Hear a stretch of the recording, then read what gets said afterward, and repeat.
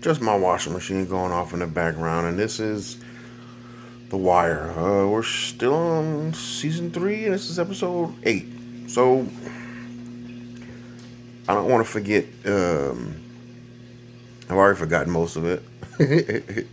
It's just what it's just the kind of day I've been having. So, but anyway, um, let's talk about Stringer first. Now, well, I guess I could talk about Stringer and Avon. So these are two characters that are holdovers from the first season, and this is the hustler side of things, which I've given them that name. But I guess they're the bad guys or the criminals, or I think those are the most commonly used terms. Probably. Hold on a second. Allergies, believe it or not. But anyway, yeah. So they've basically these two individuals have basically come to a fork in the road. Avon's decided to go one way, and Stringer's decided to go another way. And I don't even think it's that just sounded good coming out, but I don't even think it's that they necessarily decided to go that way. I think the writers have simplified it pretty much. Avon, who was used to being in the head position and making all the shots, has been away incarcerated for 2 years, but he got like a 7 or 10 year sentence or something like that, and through some trickery he winded up only serving 2. But as he's coming back, he sees that Stringer has pretty much skyrocketed and took off without him, and this is before he even knew how much dirt or how much sneaky behind the back stuff that Stringer was even involved in. It comes out during the end of the episode that Stringer has had his cousin? D was his cousin, I think. Stringer's had him murdered. He sees a fire or a disaster around the corner, and instead of him trying to cover it up, he just goes out on Front Street with it and let it be known. Yeah, I did that. I got him taken care of. I knew you wasn't gonna do it, and no, she wasn't gonna do it. This, that, and the third. I mean, the dude was a liability, like big time. He was a big liability. I have to admit that. But yeah. So like I was saying, the writers made it pretty clear that Avon feels, I guess, less than. He feels less than in the presence of Stringer, so he wants to feel like he's still in control, or that he can still accomplish things. So he's going to war with this guy who only controls a couple blocks, and there's not even a need for it. And people are continuously dying behind his actions of trying to maintain this tough guy image or something like that. That's pretty much what it is. But of course, the character sees it another way. He sees it as him being considered as weak and this, that, and the third. It's like 2 years isn't long enough, I think, for him to be. 2 years isn't long enough for him to be feeling like this. I don't think like, oh, the world left me behind. But of course, I've never been incarcerated, so I don't know how it would feel to be locked up for 2 years and to basically not be in touch with or in tune with what's happening in the streets, if you will, lack of a better term. But enough about that. There's also a introduction of a new character, a young lady working for the individual that Avon is trying to go to war with. She's putting in a lot of work. She's on, what is the word? Inconspicuous, I think. She's like, you wouldn't think that she's hope I use that word right. You wouldn't think that she's a shooter, as how the kids say. You wouldn't think that she's capable of that, but she's out there. I think she's already got one body to her name, at least as far as the show is concerned. But who knows how many in her timeline she has. Interesting to see that. What else happens? Oh, maybe I should talk about that. So Avon is trying his best to get this guy. He sicks a pretty attractive woman on him. She does her thing, but he's about 10 steps ahead every time, and he's trying to stay alive, which I don't blame the guy for. I think everybody has that in their best interest. Like, I want to stay alive too, so he's trying to do things as far as prevention, and in the process, for some odd reason, Avon just happens to be sitting out there. It's something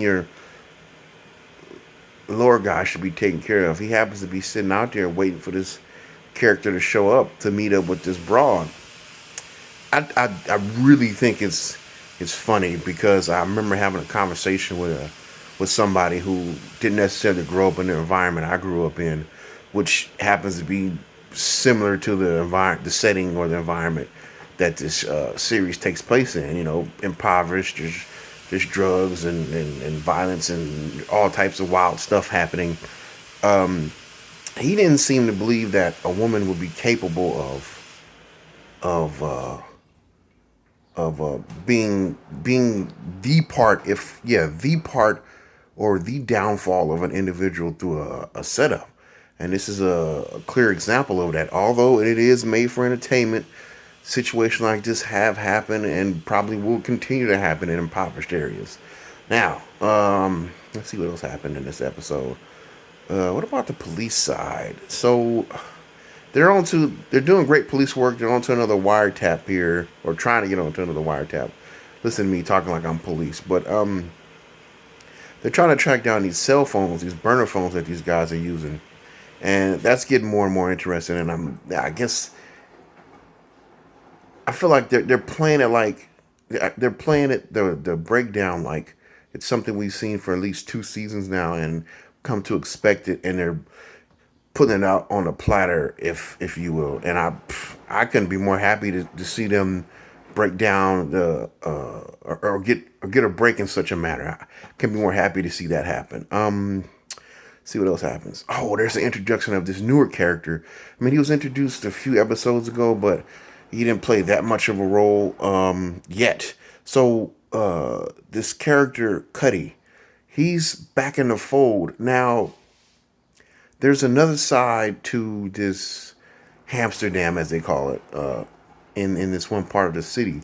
I mean, you've centralized almost all the filth and drug and truancy and violence and just all type of horrible ongoings in one place, but you have no way to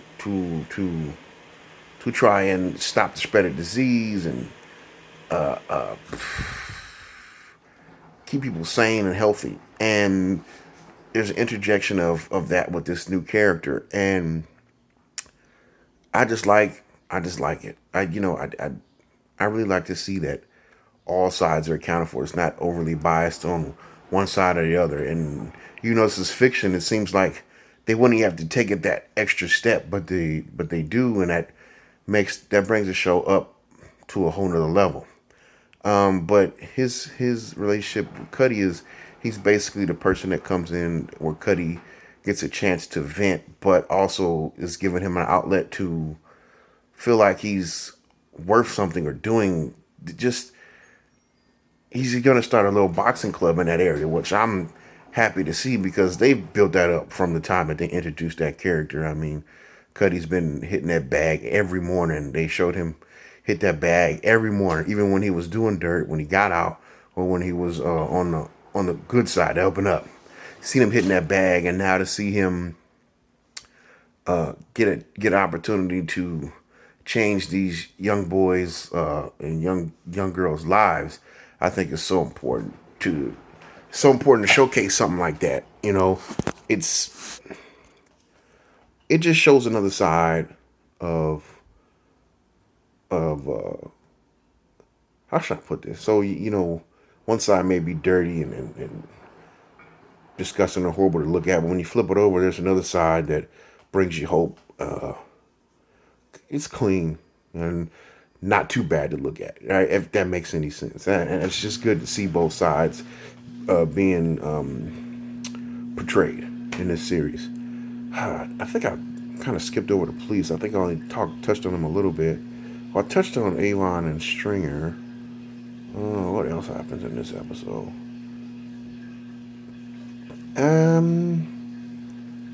Dee's mother's snooping around, and I'm waiting to see what her character does.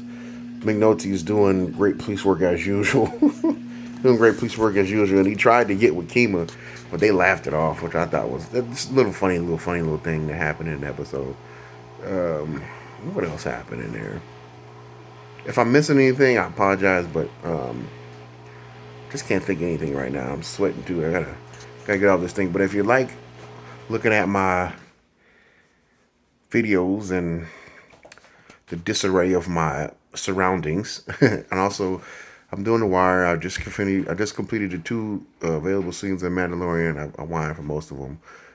Just did a movie reaction video. Also, what else? Yeah, Breaking Bad. I'm thinking about doing another show in Ultra Futurama. Go check those out.